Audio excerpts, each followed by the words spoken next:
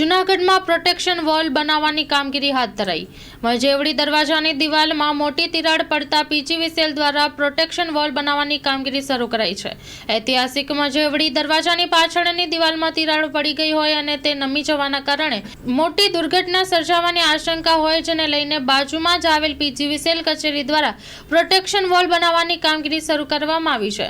Story report by Paresh Buddhbhatti, Junagadh. Junagadh એટલે પૌરાણિક નગરી, પુરાતત્વથી અને હેરિટેજ બિલ્ડિંગોથી ભરપૂર આ નગરી છે।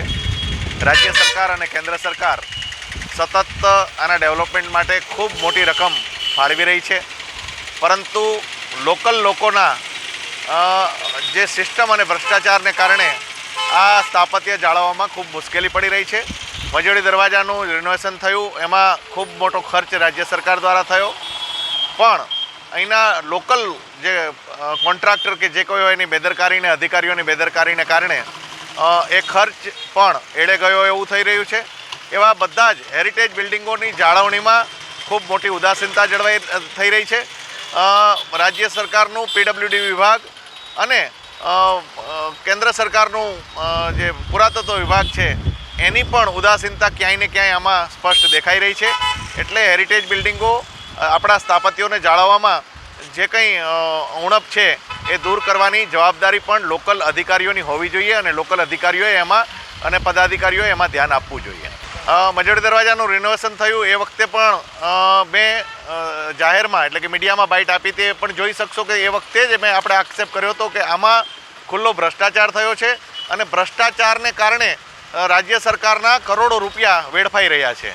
અત્યારે વેડફાઈ રહેલા રૂપિયાઓને કારણે જે પ્રજાને અને આપણા જે જૂનાગઢના સ્થાપત્યોની જાળવણી થવી જોઈએ એનો લાભ પ્રજાને મળી શકતો નથી। એટલે ભ્રષ્ટાચાર વિહીન જૂનાગઢ કરવાની દિશામાં હવે પ્રયાસ કરવો પડશે। મારું નામ VK Chandpa, deputy engineer civil, PGVCL circle office, Junagadh.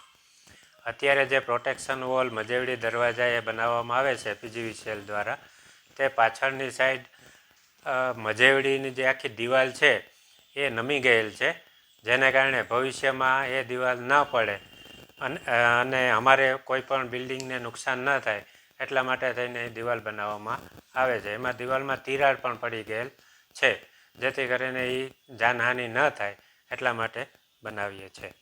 અમે આરએનબીને વારંવાર રજૂઆત મૌખિક કરેલ છે, એના ડેપ્યુટી એન્જિનિયરને પણ મળેલ છે, છતાં પણ કોઈ પણ જાતનો એ લોકોએ પ્રત્યુત્તર નથી આપેલ। એટલે પીજીવીસીએલ દ્વારા આ દિવાલ પ્રોટેક્શન માટે બનાવવામાં આવે છે।